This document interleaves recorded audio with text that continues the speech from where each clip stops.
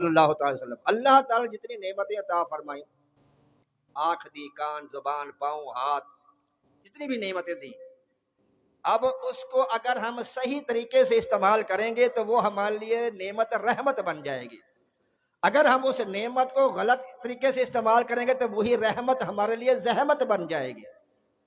اللہ نے ہاتھ دیے ہیں، اسی ہاتھ سے کسی کو ناجائز تھپڑ مار دیا، زبان دی اللہ تعالیٰ نے، نکاح کر لیتا، کسی کا شوہر مر جاتا تو اس کی بیوی کو زندہ اس کے ساتھ جلا دیا جاتا، بچیاں پیدا ہوتی زندہ ان کو دفن کیا جاتا، کوئی مہمان گھر میں آتا تو جانوروں کو ذبح کرنے کی بجائے اس کے جسم کا ٹکڑا کاٹ کے اس کو پکا لیا جاتا۔ اس طرح سے وہاں پر جہلیت کا دورہ تھا، ظلم تھا، ستم تھا، شراب نوشی عام تھی، بدکاری عام تھی، سود عام تھا۔ میرے آقا صلی اللہ تعالیٰ علیہ وآلہ وسلم، اور اس وقت جو ہے 300 کو وجد آ گیا، خانہ کعبہ جھومنے لگا، سیدہ آمنہ رضی اللہ تعالیٰ گھر کی طرف خانہ کعبہ جھک گیا۔ اشریہ فرماتے ہیں تیری آمد تھی کہ بیت اللہ مجرے کو جھکا، مجرے مطلب سلامی، تیری ہیبتی ہر بت تھر تھرا کر گر گیا۔ جب میرے آقا دنیا میں جلوہ افروز ہوئے، خانہ کعبہ جھوما، جتنے اندر 360 بت رکھے ہوئے تھے سارے منہ کے بل گر پڑے۔ اور سیدنا عبد المطلب رضی اللہ تعالیٰ عنہ فرماتے میں خانہ کعبے کا طواف کر رہا تھا، میں نے دیکھا کہ خانہ کعبہ میرے بیٹے عبداللہ کے گھر اب جھکا ہے، جھوما ہے، ہلا ہے، پھر اسی طرح کھڑا ہو گیا۔ اتنے مجھے خبر آئی کہ اے عبد المطلب رضی اللہ تعالیٰ گھر عبداللہ کے گھر میں بیٹا پیدا ہوا ہے۔ میرے آقا صلی اللہ تعالیٰ علیہ وآلہ وسلم اور امام ابو القاسم سہیلی رحمۃ اللہ علیہ فرماتے ہیں کہ 4 موقع ایسے ہیں کہ جب شیطان جو ہے وہ چیخا چلایا رویا، سب سے زیادہ 4 موقع آئے ہیں جب شیطان خوب چیخا اور چلایا اور رویا۔ سب سے پہلے جب اللہ تعالیٰ نے اسے مردود کیا، لعنت کا توق جب شیطان کے گلے میں ڈالا تو بہت زیادہ وہ رویا، چیخا چلایا۔ دوسری مرتبہ جو اللہ تعالیٰ نے اس کو مردود کر کے زمین پہ پھینک دیا، تب بھی بڑا چیخا اور چلایا۔ تیسری مرتبہ جب سورۃ الفاتحہ الحمد شریف سورۃ نازل ہوئی، اس وقت بھی یہ شیطان لعین بہت چیخا رویا چلایا۔ اور چوتھی مرتبہ جب حضور نبی کریم صلی اللہ تعالی وسلم جن دنیا میں جلوہ افروز ہوئے، اس وقت بھی شیطان خوب چیخا چلایا اور رویا کہ آج وہ محبوب آ گیا جو ہمارے کیے پہ پانی پھیر دے گا۔ اب خود اندازہ لگائیں سرکار کے آنے پہ جو چیخے چلائے روئے وہ کس میں سے ہے؟ نثار تیری چہل پہل پر، یہ محض شعر نہیں ہے، حقیقت ہے۔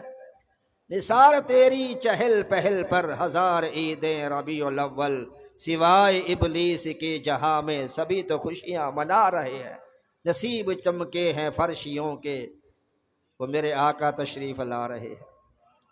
مسرت کی محفل یہی 12ویں ہے، میری عید کامل یہی 12ویں ہے، یہ 12 نہ ہوتی تو کچھ بھی نہ ہوتا، محمد نہ ہوتے تو کچھ بھی نہ ہوتا، صلی اللہ تعالیٰ علیہ وآلہ وصحبہ وبارک وسلم۔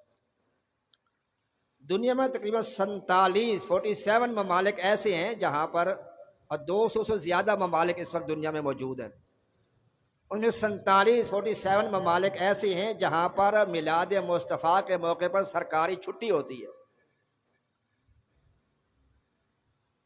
لیکن اس میں 3 ممالک ایسے ہیں کہ جو سرکاری طور پر عید میلاد النبی نہیں مناتے۔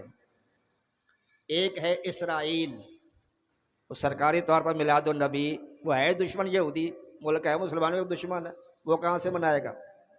اسرائیل سرکاری طور پر جو ہے وہ میلاد النبی نہیں مناتے۔ اسی طرح قطر جو ملک ہے وہ بھی سرکاری طور پر میلاد النبی نہیں مناتے۔ اور تیسرا ملک ہے سعودی عرب، وہ بھی سرکاری طور پر عید میلاد نہیں مناتے، وہ جائز ہی نہیں سمجھتے۔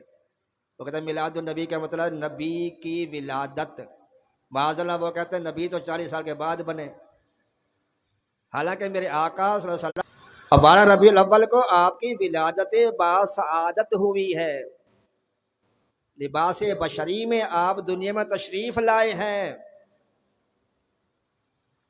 قرآن پاک میں اللہ تعالیٰ نے اپنے محبوب کے بارے میں کہیں لفظ خلا کا استعمال نہیں فرمایا، فرمایا باسا، ارسالہ نہیں فرمایا. اسی میں شعر اس طرح پڑھتا ہوں، رب حبلی امتی کہتے ہوئے لوگ کہتے ہیں پیدا ہوئے، میں کہتا ہوں رب حبلی امتی کہتے ہوئے تشریف لائے، رب نے فرمایا کہ بخشا الصلاۃ والسلام. سیدہ صفیہ رضی اللہ تعالی عنہا فرماتی ہیں کہ ولادت کے وقت میں سرکار کے گھر میں موجود تھی. سرکار دو عالم صلی اللہ علیہ وسلم جب ماں کے پیٹ سے باہر تشریف لائے، سیدہ آمنہ طیبہ طاہرہ آپ کی والدہ ماجدہ فرماتی ہیں کہ فخرج منی نور، جب یہ شہزادہ میرے بطن اطہر سے باہر آیا، فخرج منی نور، ایسے جیسے نور خارج ہوا. اور سید صفیہ فرماتے کہ میں نے 5 چیزیں عجیب دیکھی.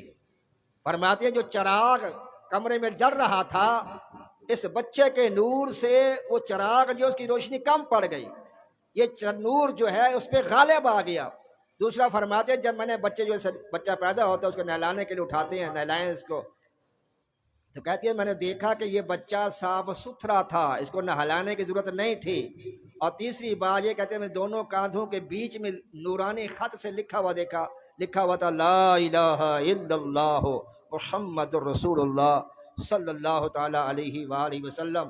اور فرماتی ہیں کہ 5ویں بات میں نے یہ دیکھی، 4تھی بات میں نے یہ دیکھی کہ یہ ان کی آنکھوں میں سرما لگا ہوا تھا، ختنہ کیا ہوا تھا، اور ناف بریدہ تھے، ناڑو جو تھا، ناف جو تھا ناڑو یہ کٹا ہوا تھا.